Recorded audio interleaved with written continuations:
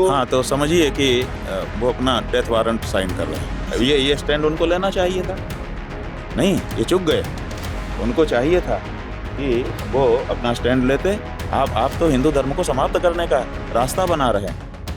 ये नहीं हो सकता। मंच पे इन्होंने कहा बटोगे तो कटोगे, और अब बांटने और काटने का मशीन ला करके रख दिए हैं। यूजीसी तो सनातन यूजीसी जो है वो सनातन को बांटने और काटने की मशीन है। ये सनातन की लड़ाई कैसे आगे लड़ेंगे? महाराज जी, वो नहीं लड़ पाएंगे, क्योंकि उनका उद्देश्य ही है सनातन को समाप्त करना। चोला सनातन का और चोट सनातन को।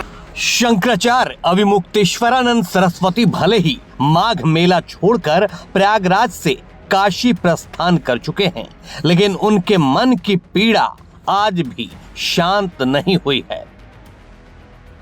यही वजह है कि गुरुवार को काशी पहुंचने के बाद जब मीडिया ने माघ मेले के दौरान उनके साथ हुई बदसलूकी की चर्चा छेड़ी तो उनके मन की पीड़ा जुबान पर आ गई। बात यह है कि ऐसा कानून कैसे लाया जा सकता है जो एक ही समूह के लोगों को एक दूसरे के सामने खड़ा करके एक दूसरे से लड़ा दे। आप एक जाति को दूसरी जाति के सामने खड़ा कर दे रहे हैं और दोनों आपस में लड़ेंगी। दोनों आपस में लड़ेंगी तो दोनों का नुकसान होगा, दोनों लड़के मर जाएंगे। आप तो हिंदू धर्म को समाप्त करने का रास्ता बना रहे हैं। ये नहीं हो सकता।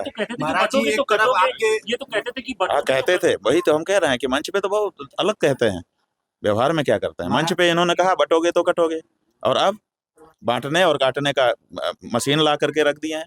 यूजीसी तो सनातन की यूजीसी जो है वो सनातन को बांटने और काटने की मशीन है। ये सनातन की महाराज लड़ाई जी, कैसे आगे लड़ेंगे? महाराज जी, वो नहीं लड़ पाएंगे, क्योंकि उनका उद्देश्य ही है सनातन को समाप्त करना। चोला सनातन का और माघ मेले वाली घटना का जिक्र हुआ तो चर्चा में सूबे के डिप्टी सीएम केशव प्रसाद मौर्य भी आए, क्योंकि तनातनी के बीच यही एक आवाज थी शंकराचार्य ने जिनकी तारीफ की थी।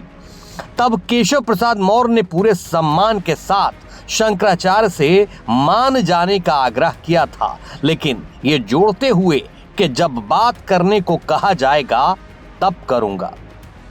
मुझे जब बात करने के लिए कहा जाएगा तो जरूर करूंगा। मैं तो प्रार्थना तो कर ही सकता हूँ, चरणों में शीश झुका सकता हूँ, निवेदन कर सकता हूँ, और वह निवेदन किया हूँ। और आगे भी मैं निवेदन यही करता हूँ कि जो भी विरोध है उसको समाप्त करके और संगम में स्नान करके और जो एक संदेश अनुकूल जाना चाहिए वो देने की कृपा करें, ऐसी मैं प्रार्थना करता हूँ। शंकराचार्य को केशव मौर्य की यही बात चुभ गई। उन्हें शायद ये उम्मीद थी कि सीएम योगी न सही केशव प्रसाद मौर्य अपने मन की आवाज पर उन्हें मनाने उनके पास आएंगे, लेकिन ऐसा हुआ नहीं और दुखी मन से शंकराचार्य को बिना स्नान माघ मेले से लौटना पड़ा। उन्होंने क्या लेट किया, क्या वो किया, वो तो उसी सरकार का ही अंग है ना। उनको हिम्मत करके आना चाहिए था। हालांकि उन्होंने कहा कि हमें भेजा जाएगा तब हम आएंगे। इसका मतलब तुम्हारा कोई विवेक नहीं है। भेजा जाएगा तब आएंगे, ऐसा उन्होंने वक्तव्य दिया।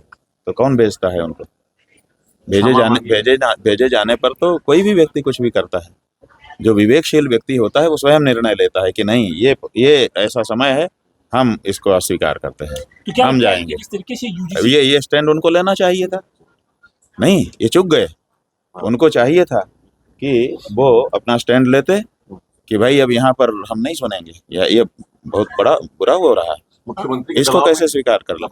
जिसके भी दबाव में थे उनको वो स्टैंड नहीं ले पाए। महाराज जी, अभी शंकराचार्य की नाराजगी के बीच केंद्रीय गृह मंत्री अमित शाह का बयान भी चर्चा में है। गांधीनगर में एक कार्यक्रम में शाह ने कहा, जो सरकार सनातन धर्म के मूल्यों को बनाए रखने में नाकाम रहती है और उनके अनुयायियों को निराश करती है, वो देश में सत्ता में कभी नहीं लौटती।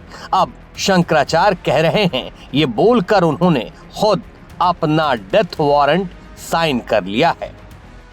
अमित शाह गृह मंत्री जी ने गुजरात गांधीनगर में एक बयान किया है कि जो भी सनातन धर्म का अपमान जो सत्ता सरकारें करती हैं, वापस वे सत्ता में कभी भी नहीं वापस नहीं आती है। तो हाँ, तो समझिए कि वो अपना डेथ वारंट साइन कर रहे हैं। यूजीसी क्या उसकी ऐसा कह शुरुआत है करके। क्या? कौन यूजीसी उसकी शुरुआत है, यूजीसी कानून। जो वक्तव्य दे रहा है कि सनातन का अपमान करने वाला दोबारा सत्ता में नहीं आता है, ये क्या है? सनातन का ही तो अपमान है। ब्रह्मचारी तो सनातनी ही होते हैं। बटुक तो सनातनी ही होते हैं, साध्वियाँ तो सनातनी ही होती हैं, सदगृहस्थ तो सनातनी ही होते हैं, संगम स्नान करने वाला तो सनातनी ही होता है, शंकराचार्य तो सनातनी ही होता है। इनका अपमान करने वाला, यही तो कह रहे हैं कि सनातन का अपमान करने वाला सत्ता में नहीं आता। सनातन का तो अपमान हुआ है, तो आप ही की बात दोहरा रहे सनातन का तो अपमान हुआ है, जी। तो फिर हैं।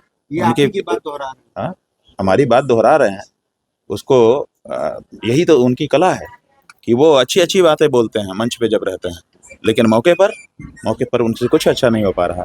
सनातन और शंकराचार्य के अपमान से होते हुए बात यूजीसी के नए नियमों तक पहुंची तो शंकराचार्य ने यहां भी बीजेपी और योगी को घेर लिया। बोले बटेंगे तो कटेंगे का नारा देने वाले लोग यूजीसी के जरिए सनातन को बांटने और काटने वाला हथियार ले आए हैं। कि ऐसा कानून कैसे लाया जा सकता है जो एक ही समूह के लोगों को एक दूसरे के सामने खड़ा करके एक दूसरे से लड़ा दे।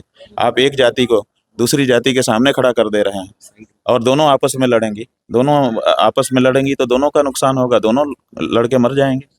आप तो हिंदू धर्म को समाप्त करने का रास्ता बना रहे हैं।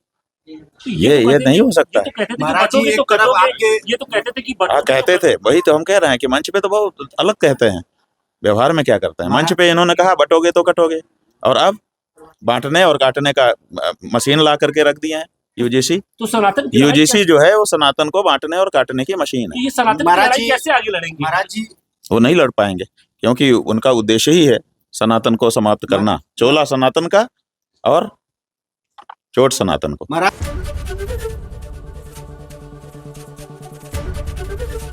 एबीपी गंगा, खबर आपकी, जुबान आपकी।